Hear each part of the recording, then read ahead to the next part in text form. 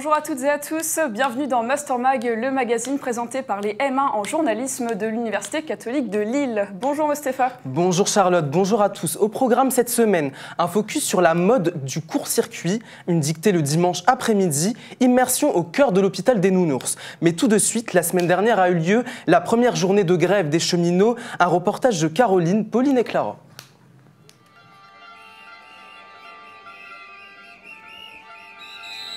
Jeudi 22 mars dernier se tenait la grève des cheminots dans l'ensemble du pays.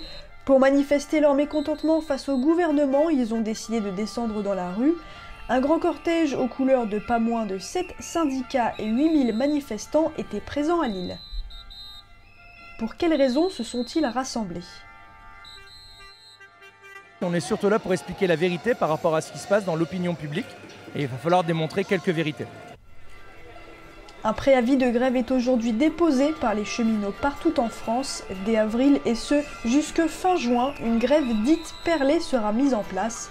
Sur 5 jours, 2 jours de grève pour 3 jours travaillés.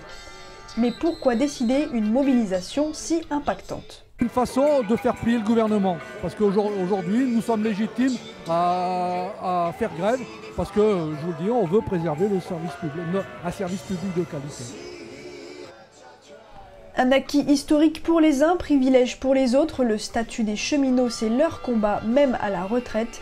Ils dénoncent la réforme du système ferroviaire qui prévoit l'organisation de l'ouverture à la concurrence, l'arrêt des recrutements au statut de cheminot, mais aussi cette dette pour laquelle ils ne veulent pas porter le chapeau. Aujourd'hui, le gouvernement prend prétexte du statut du cheminot pour détruire le service public. Alors on est là auprès des actifs pour préserver un service public de qualité. Voilà. On nous parle de la dette, ça fait des années que l'on nous parle de la dette, mais la dette c'est pas celle des cheminots, c'est celle qu'on a créée les différents gouvernements qu'on créé, en mettant tout sur le TGV qui coûte extrêmement cher.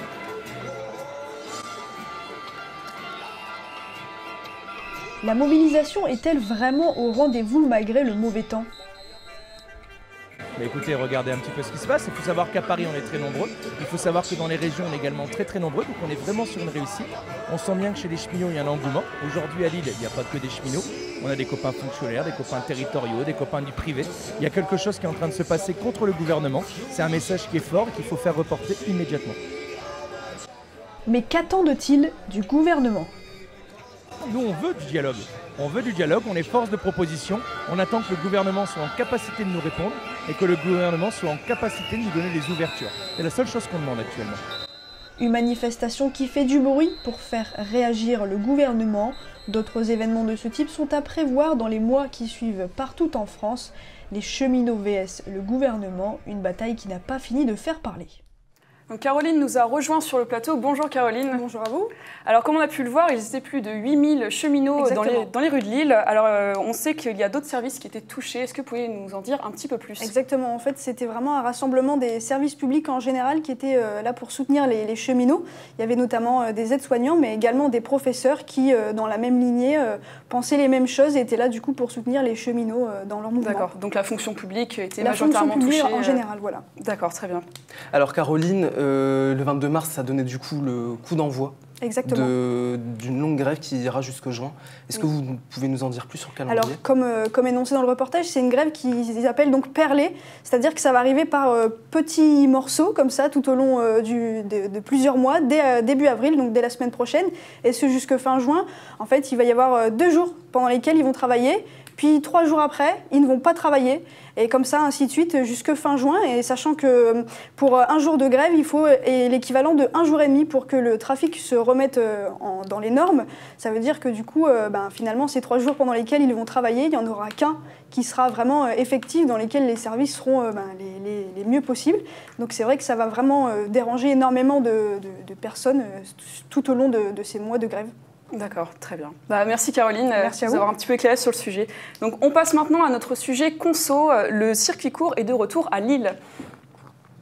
C'est un concept qui séduit de plus en plus les riverains. Le circuit court débarque à Lille. Un distributeur automatique de fruits et légumes a ouvert rue Saint-Sébastien dans le Vieux-Lille. L'enseigne propose des produits régionaux et de saison en libre service. L'occasion de revenir sur le succès du circuit court. qui repose sur la vente de produits avec le moins d'intermédiaires possible entre producteurs et consommateurs. Justement, on fait travailler notre région, on favorise les gens qui sont autour de nous, les délais sont moins longs, on paye moins cher très certainement par rapport au transport. À l'heure où les supermarchés ont moins la cote, les consommateurs recherchent de plus en plus de produits frais et cultivés près de chez eux. Ce nouveau type d'alimentation séduit de plus en plus et les enseignes spécialisées se multiplient. À l'image de Otera, à Villeneuve d'Ascq, un supermarché qui met en avant des produits exclusivement locaux. On cherche avant tout surtout la qualité de nos produits. On goûte tous nos produits pour connaître ce qu'on vend à nos clients tout simplement. Et je ne sais pas si vous l'avez remarqué, dans notre magasin, il y a une référence par produit. Donc vous avez une sorte de jambon, vous avez une salade, vous avez un type de potiron, enfin c'est vraiment une référence par produit. Le concept permet donc un lien direct entre clients, enseignes et producteurs. Mais existe-t-il vraiment un intérêt pour l'exploitant ? De savoir par rapport à ce qui est produit, si c'est une variété qui correspond bien à la demande au niveau gustatif, par exemple. Et après, il y a une question aussi de confiance et de volonté de la part du magasin. Un nouveau mode de consommation pas forcément moins onéreux, mais qui garantit donc une alimentation de qualité supérieure. Alors Victoire nous a rejoint, bonjour. Bonjour. Alors on l'a bien vu dans le reportage, il y a un engouement pour les consommateurs, mais est-ce qu'ils y gagnent vraiment ? Alors il y a un réel engouement depuis ces dernières années, mais c'est vrai que les consommateurs recherchent plus, c'est plus un engouement qualitatif au final. D'accord. Voilà, parce qu'ils y gagnent au niveau qualitatif, mais pas forcément au niveau financier. C'est vrai que globalement, les produits vont être soit au même prix, voire un petit peu plus cher que dans les grandes surfaces traditionnelles. En moyenne, ça va être 1 voire 2 euros de plus que dans les grandes surfaces concernant certains. Donc c'est vraiment savoir ce qu'on mange, ce qu'il y a dans notre assiette. C'est ça, c'est vraiment cet intérêt-là que recherchent les consommateurs. Quitte à payer un peu plus cher. Voilà. D'accord, très bien. Et alors du coup, du côté des producteurs, est-ce qu'il y a des avantages ou des inconvénients en particulier par ce service ? Alors les avantages, c'est tout d'abord une proximité, comme on l'a dit dans le reportage, avec les consommateurs directement, pour avoir directement leurs avis, l'évolution même des produits, etc. Et il y a aussi un intérêt financier pour les producteurs, puisque donc, ça veut dire qu'il y a moins d'intermédiaires entre le producteur et les consommateurs directement dans ce type de grande surface, puisque donc il n'y a pas les coûts des grandes surfaces traditionnelles qui prennent une part sur les produits, les coûts de transport, etc.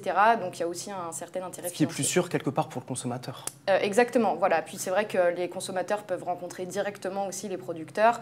Là, donc chez Otera, le producteur est vraiment juste à côté, quoi. Donc il peut même aller voir directement le producteur. Et ça rapproche aussi entre consommateurs et producteurs, il y a exactement. un lien plus fort. Tout à fait, c'est ça que recherchent les deux parties en fait, principalement. D'accord, merci beaucoup Victoire de nous en parler. Le 18 mars dernier, s'est organisée une dictée à M près de Roubaix. Convivialité et apprentissage ludique au programme. Se changer les idées le dimanche après-midi autour d'une dictée, pas si évident que ça. Pourtant, à M, 2 associations en ont fait leur pari. Depuis quelques années, l'événement J'aime la dictée rassemble pas moins de 150 personnes. Une édition comme ça, c'est un loisir pour les gosses. C'est une sortie, c'est un moyen de faire venir les enfants et puis de les faire travailler. Le jour où on verra qu'il y a une décroissance, on se dira bon, il y a un problème, ou bien on change de main, on fait autre chose, ou ça pose vraiment un problème. Enfants, adolescents, parents, enseignants ou retraités prennent plaisir à partager ce moment ensemble. Mais d'où vient cette idée ?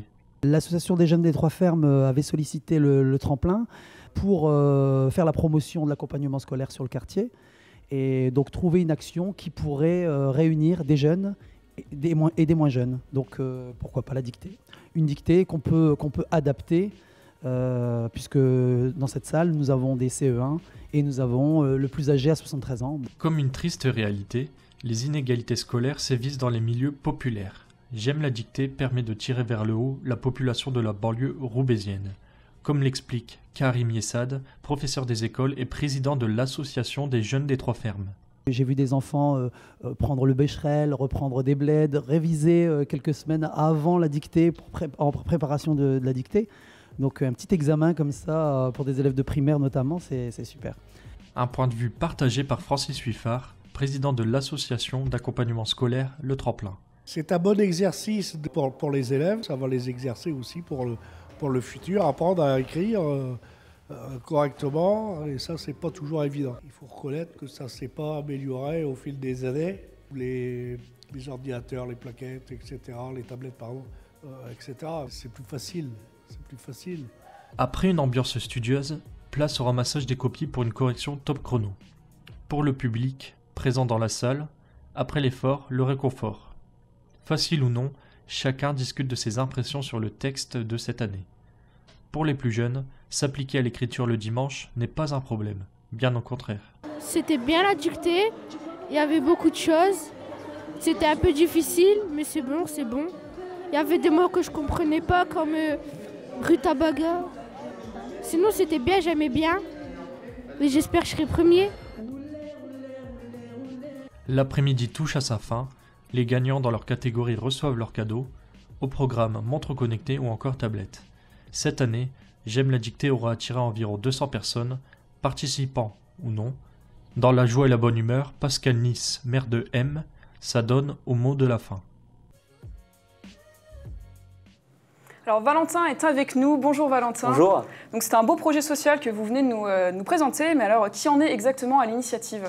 Alors tout d'abord, J'aime la dictée, donc comme on l'a dit, c'était le 18 mars dernier à M, à la salle Henri du Mans. Alors le public est très large, ça va de 7 à 77 ans. Hein.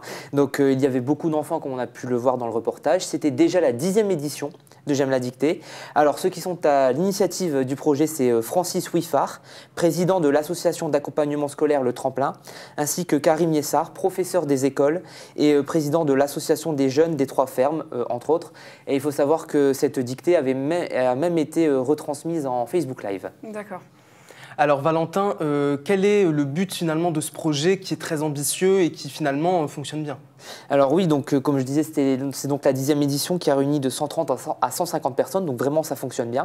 Alors le but c'est de favoriser les quartiers populaires parce qu'on a constaté que l'orthographe n'était pas, il y avait souvent des difficultés au niveau de l'orthographe, donc c'est à améliorer.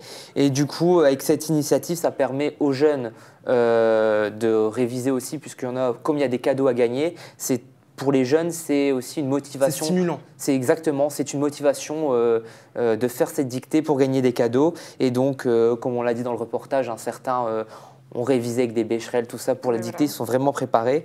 Et donc voilà, c'est placé le dimanche après-midi car c'est aussi un horaire intéressant car ça attire pas mal de monde. D'accord, donc ça c'est une activité très ludique Exactement. Pour petits et grands.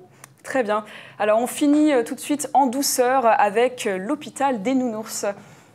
Il y a pile un mois était organisé l'hôpital des Nounours au sein de la faculté de médecine et maïeutique de l'Université catholique de Lille. L'occasion de revenir sur cet événement pour en comprendre les tenants et aboutissants. Alors l'hôpital des Nounours, c'est un événement qu'on organise à la fac de médecine. On va accueillir des enfants qui vont venir avec leur doudou et le but c'est de soigner le doudou pour montrer un peu à l'enfant le monde médical et essayer de lui donner une première approche pour dédramatiser un peu les soins et voilà. Mais que fait-on à l'hôpital des Nounours et comment se déroule une journée type? Alors la journée type, la classe, on va prendre une matinée, la classe arrive ici à la fac vers 9h avec leur doudou.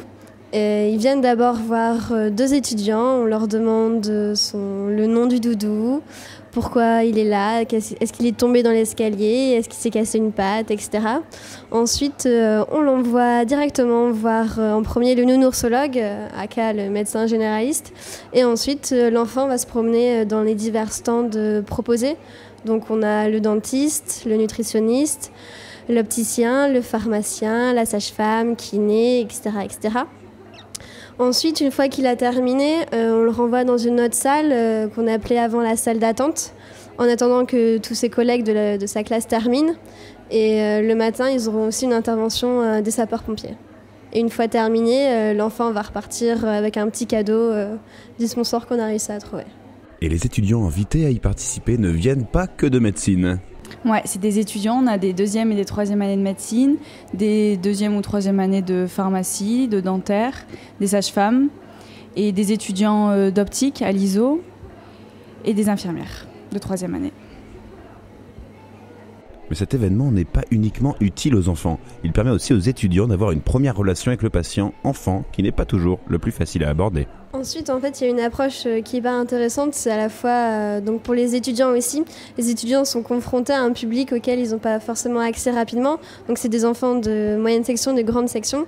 Donc un public pas forcément facile. Du coup, ça fait déjà une première approche pour savoir aborder plus tard dans le monde professionnel.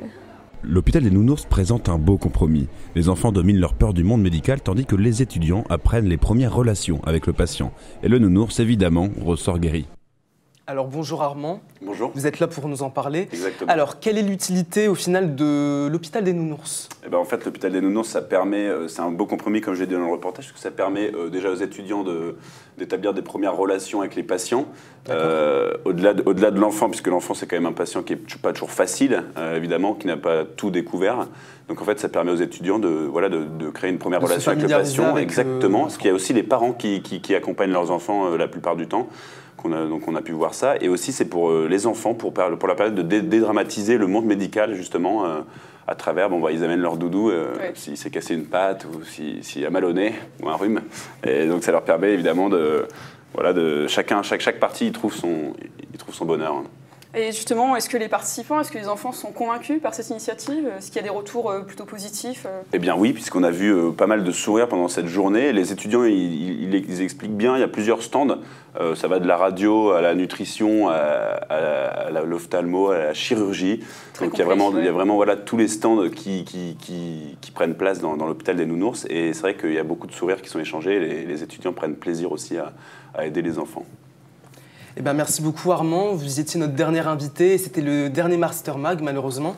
Merci à tous de nous avoir suivis et oui déjà, c'est pas fini. L'année prochaine ce sera T'as vu avec les Master 2 aux manettes.